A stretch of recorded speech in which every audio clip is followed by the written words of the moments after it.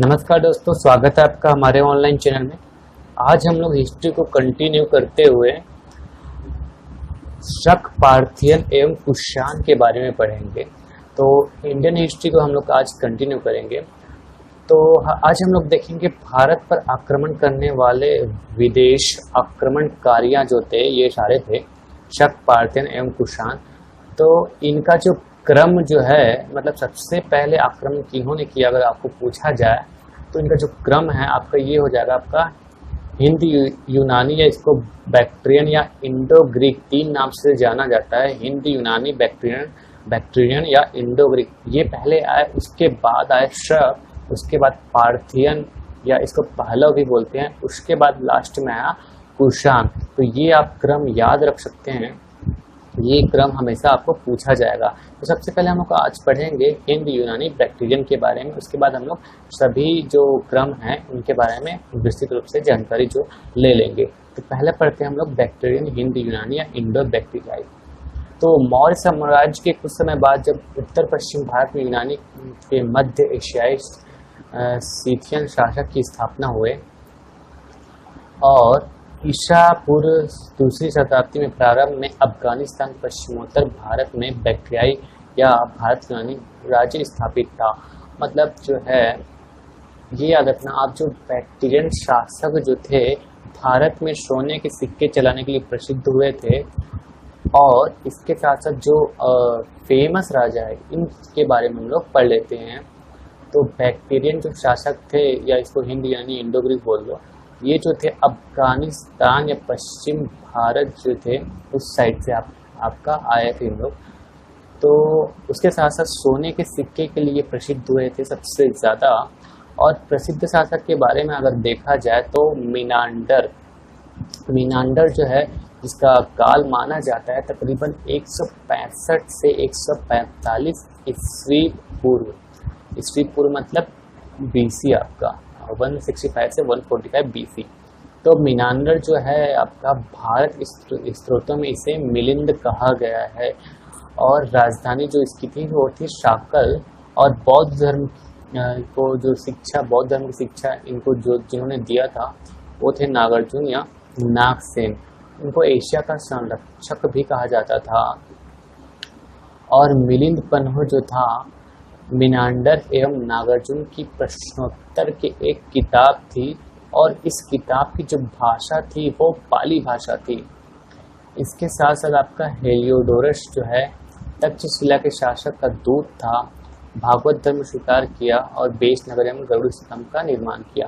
तो आप बैक्ट्रियन शासक में जो मीनांडर है, या जिसको हम लोग भारत के मिलिंद कहते थे, ये चीज़ आप याद रख सकते हैं। इसके अलावा इसमें कोई चीज़ ऐसी नहीं जो आपको पढ़ने लायक है। अब हम लोग आते हैं सेकंड में, शक में। तो इसमें जो इम्पोर्टेंट शासक जो है उसके बारे में हम लोग पढ़ेंगे। पहले देख लेते हैं कि यूनानियों के बाद शक आए। पहले हिंद यूनानी आए, उसके बाद शक आए, ये तो इसका क्रम हो गया। मूलतः मध्य एशिया के ये निवासी थे। उज्जैन का रुद्रदमन, ये जो रुद्रदमन है वो सर्वाधिक विख्यात हुआ था, और इसके बारे में हमको जानकारी जो है रुद्रदमन के जूनागढ़ अभिलेख, ये बहुत फेमस है दोस्तों, ये आप याद रखिएगा। इसके बारे में जानकारी हमको जूनागढ़ अभिलेख से मिलता है। तो अब हम लोग थोड़ा सा रुद्रदमन के बारे में पढ़ लेंगे। तो ये जो है शक वंश का विख्यात शासक हुआ था। जूनागढ़ जो अभिलेख है इसमें इसका वर्णन मिलता है, और ये जो जूनागढ़ का अभिलेख है वो आपका जो है संस्कृत भाषा का प्रथम अभिलेख। के बहुत ही इम्पोर्टेंट क्वेश्चन है, आप याद रखिएगा कि संस्कृत भाषा का प्रथम अभिलेख आपको पूछा जाए तो जूनागढ़ अभिलेख, जो कि आपका रुद्रदमन के काल का था। अब मौर्य द्वारा बनाए गए सुदर्शन झील का जीर्णोद्धार भी इन्होंने किया था। उज्जैन के शासक थे ये, और भारत में शक शासक के गवर्नर को क्षत्रप कहा जाता था। तो ये तो हो गया आपका सेकंड, आपका शक के बारे में। अब हम लोग थर्ड नंबर में आएंगे, जिसको पार्थियन या पहलव भी बोलते हैं। तो शकों के बाद पार्थियन या पहलव आए। अब इसमें जो फेमस जो है, जो प्रसिद्ध शासक हुए, उसके बारे में हम लोग पढ़ेंगे। भारत में अगर प्रथम शासक आया तो इसको हम लोग माउस, जो ये सेम जो चूहा का जो इंग्लिश में हम बोलते हैं वही वाला माउस है ये। अब इसको तो आप याद मत रखना, इम्पोर्टेंट है नहीं, आप पढ़ सकते हो जानने के लिए, आपको ये चीज़ हो गया। अब प्रसिद्ध जो शासक है गोंदो फर्निच, ये काम का है हमारा। ये जो गोंदो फर्निच है उसको इसकी जानकारी तख्ते बही अभिलेख से मिलती है। और इसी समय जो था सेंट थॉमस जो ईसाई धर्म को प्रचार करने आए थे, वो जो है भारत आए थे और सेंट थॉमस की जो हत्या जो है मालाबार में कर दी गई थी। और जो पार्थेन शासक की राजधानी तक्षशिला मानी जाती है। अब दोस्तों हम लोग आएंगे कुषाण में, ये थोड़ा इम्पोर्टेंट हो जाता है कुषाण जो है, तो इसके बारे में लोग बहुत विस्तृत से पढ़ेंगे। कुषाण का प्रथम शासक जो था कुजुल कड़फिस था। और ये जो है रेशम बनाने की तकनीक चीन में सबसे पहले यूची जाति के 5 कुलों में यूची जाति ने किया था। और जो यूची जाति जो थे 5 कुलों में बटा था, जिनमें से एक कुषाण था। अगर सिल्क रूट आपको पूछा जाए तो आप कुषाण ही लगाइएगा कि सिल्क रूट जो है रेशम मार्ग है कुषाण ये समय का है। और सबसे महत्वपूर्ण शासक अगर बोला जाए कुषाण में तो कनिष्क है, जो जिसकी जो काल है, जो टाइम पीरियड है वो 78 से 173 ईस्वी। तो कनिष्क के बारे में हम लोग और विस्तृत जानकारी भी पढ़ेंगे। दोस्तों यहाँ पे के फॉर कुषाण, तो के फॉर कनिष्क ऐसे करके आप याद यहाँ पे रख सकते हैं।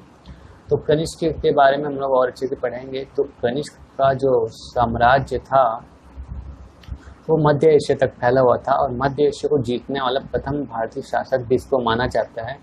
इसकी राजधानी जो थी वो 2 थी। पहला तो थी आपका पुरुषपुर या पेशावर थी, और जो दूसरा राजधानी था वो थी मथुरा। तो ये है थोड़ा इम्पोर्टेंट हो जाता है, बहुत कम लोग थे जिनकी राजधानियाँ 2 हुआ करती थी, तो ये सारी चीज़ें पूछी जा सकती है।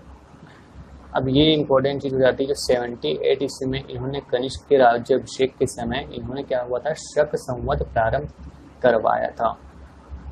तो राज्याभिषेक जो हुआ था कनिष्क का 78 ईस्वी में, तो इसके उपलक्ष्य में इन्होंने एक कैलेंडर जो है जिसका नाम इन्होंने रखा शक संवत। और यही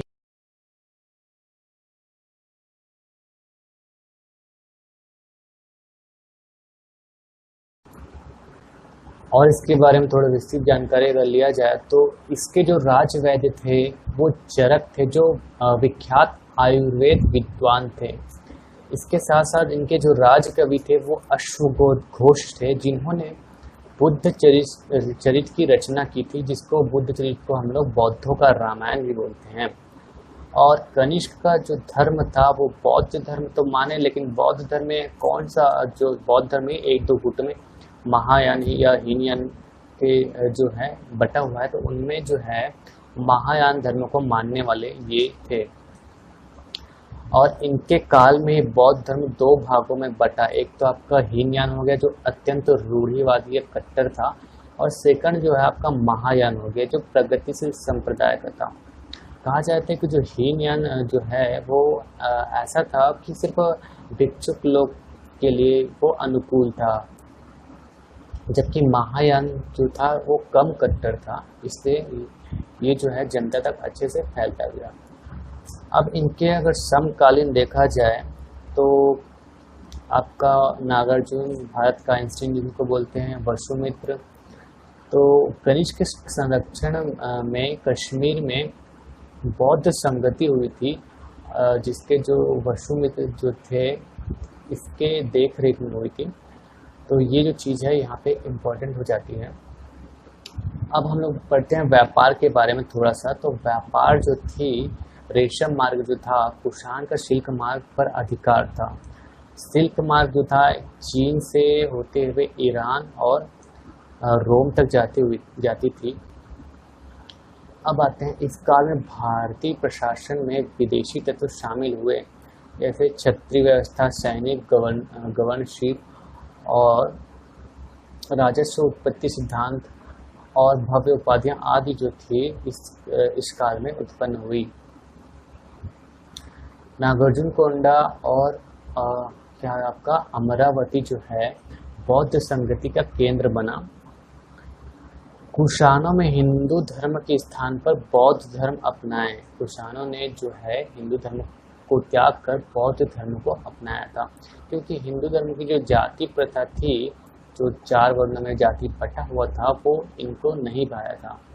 तो इस काल में यूनानी जो थे, रोमन और भारतीय, इनके जो मिश्रण से गांधार शैली का जन्म हुआ था।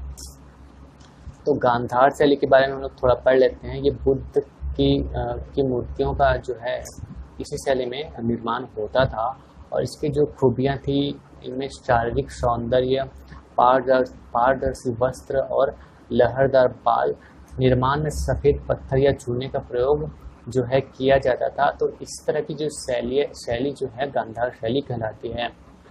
वहीं अगर भारत में देखा जाए तो मथुरा शैली सर्वाधिक प्रचलित थी। तो मथुरा शैली में जो यूज़ होता था, जिस मेटल का, जिस पत्थर का, जिस स्टोन का आप बोलते थे, जिस पत्थर का, वो था आपका लाल पत्थर। तो चेहरे के चारों ओर आभा मंडल, शांति के भाव और घुंघराले बाल जो थे, अगर आपको देखने को मिलेगा तो उस शैली को अपन मथुरा शैली कहते हैं। कनिष्क के शीर्ष विहीन मूर्ति मथुरा शैली का प्रमुख उदाहरण है। अगर आपको मथुरा शैली का प्रमुख उदाहरण पूछा जाए तो कनिष्क की शीर्ष विहीन मूर्ति है। अब थोड़ा सा यहाँ पे साहित्य और विज्ञान के बारे में हम लोग देख लेते हैं। तो साहित्य में अगर आप देखो तो अशोक घोष ने बुद्ध चरित्र की रचना की थी, नागार्जुन ने माध्यमिका चरित्र की रचना की, शून्यता का सिद्धांत दिया, आइंस्टीन के सापेक्षता का सिद्धांत जो है ये साम्यता रखता है शून्यता का सिद्धांत से। बौद्ध दार्शनिक थे, तो नागार्जुन जो थे वैज्ञानिक के साथ साथ बौद्ध दार्शनिक भी थे। चरक ने जो है चरक संहिता लिखा, और ये जो है आयुर्वेद पर लिखा गया सर्वश्रेष्ठ ग्रंथ माना जाता है। सुश्रुत जो चिकित्सा शास्त्र थे, ये सुश्रुत वही है जिन्होंने प्लास्टिक सर्जरी जो है का आविष्कार इन्होंने किया था। और पतंजलि ने महाभाष्य के लेखक जो है पतंजलि, वो इनके काल के ही थे। भरत मुनि ने नाट्य शास्त्र की रचना की। भरत मुनि छत्तीसगढ़ के बेस से बहुत इम्पोर्टेंट भी हो जाता है। और इसके साथ साथ वात्सल्य ने कामसूत्र और मनुस्मृति जो है इसी समय में इन्होंने लिखा था। अब यहाँ पे और जो है यूनानी हॉरोस्कोप, ये हॉरोस्कोप से होरा शास्त्र बना, तो संस्कृत में